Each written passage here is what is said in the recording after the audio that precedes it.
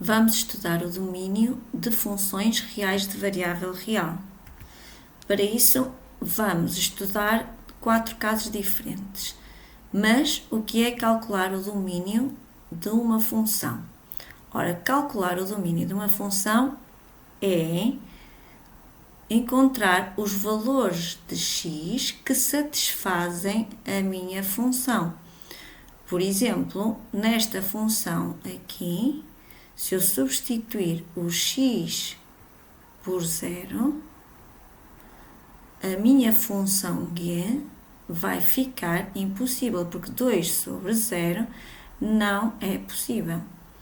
Assim, vamos encontrar os valores de x para os quais estas funções têm uma imagem.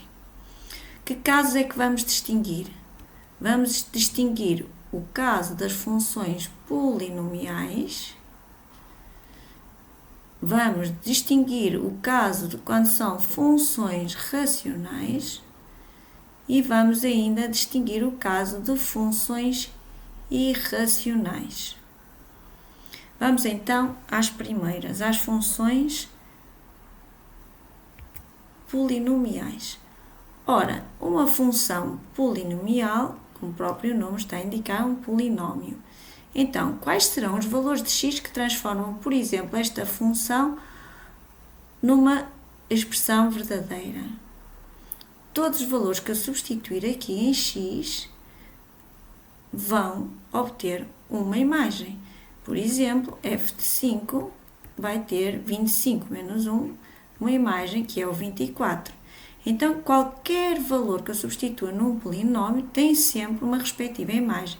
Então, dizemos que o domínio das funções polinomiais, deste tipo, em que a função é dada por um polinómio, é sempre R. Vamos agora estudar as funções racionais. Caso 2. Uma função racional, como a que aqui está, se eu substituir então o meu valor de x por 0, vai anular o denominador. E nós sabemos que um denominador não pode ser 0. Assim, no exemplo, o domínio de g será todos os números reais podem ser substituídos na expressão menos o 0. Então, como é que generalizamos? Uma função deste tipo racional, o domínio de g são sempre todos os números reais, e escrevemos x pertence a R, tal que o denominador, neste caso q de x, tem que ser diferente de 0. Depois fazemos as continhas e o que nos der, vamos excluir a R, por isso será sempre R, exceto os valores que obtivermos aqui nesta diferença que vamos efetuar num cálculo auxiliar. No caso do exemplo, seria 0. Caso 3. Vamos estudar então as funções irracionais. E as funções irracionais vamos ter cuidado em distinguir em duas situações. Podemos ter o índice da raiz par ou o índice da raiz ímpar.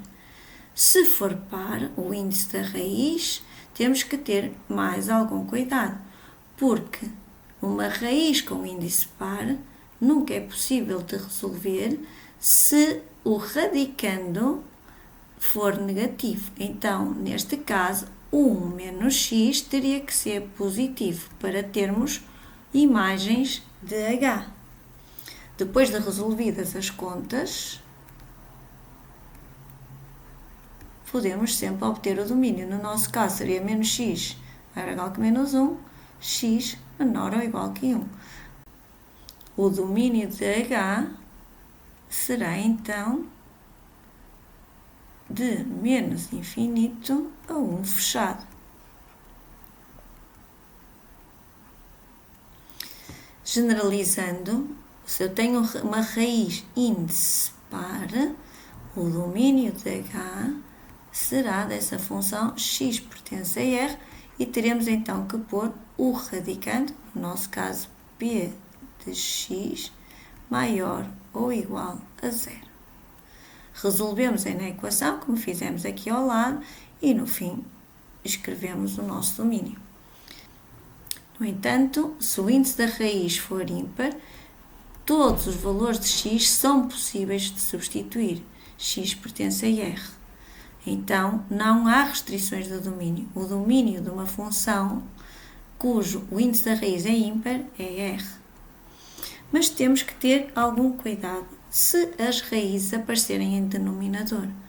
Ora, no nosso caso 4, que eu chamei o caso 4, a raiz aparece no denominador. Temos duas situações distintas.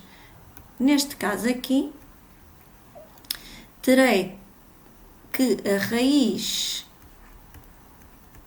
como está em denominador, tem que ser diferente de 0.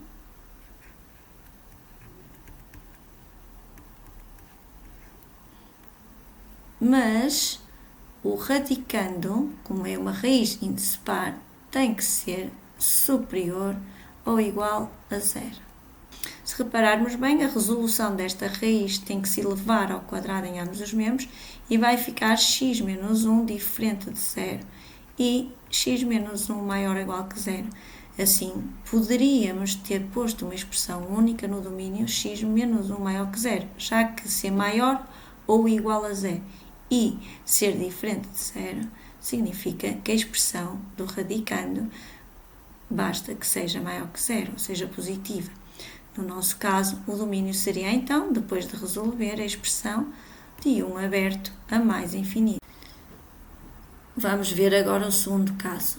O segundo caso, que é este, o domínio de L terá que ser x pertence então a R, são todos reais, tais que o meu denominador, que neste caso é 2 menos raiz de x menos 1, tem que ser diferente de 0 e o x menos 1, que é o radicando, tem que ser maior ou igual a 0. Então, teremos duas condições para resolver. 2 menos raiz de x menos 1 diferente de 0, que ao resolver podemos pôr igual a 0 porque é um cálculo auxiliar. No nosso caso, vou deixar estar assim. Vamos passar para o outro lado e vamos elevar então ao quadrado. Nunca esquecer que quando elevamos ao quadrado, o sinal aqui fica uma implicação. E fica então x é igual a mais ou menos 4 mais 1. Ou seja, temos x é igual a 4 mais 1, que é 5, ou x é igual a menos 4 mais 1, que é menos 3. Teríamos então dois valores de x para considerar, deve-se fazer sempre a verificação. No entanto, entretanto, vamos ver a outra condição.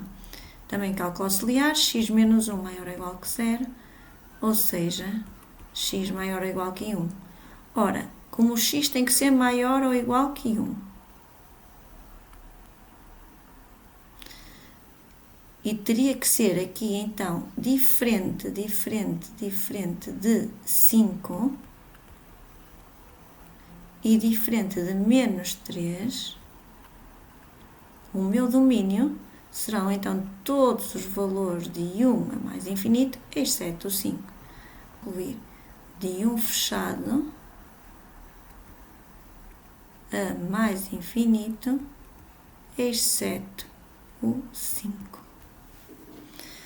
Continuação de um bom trabalho.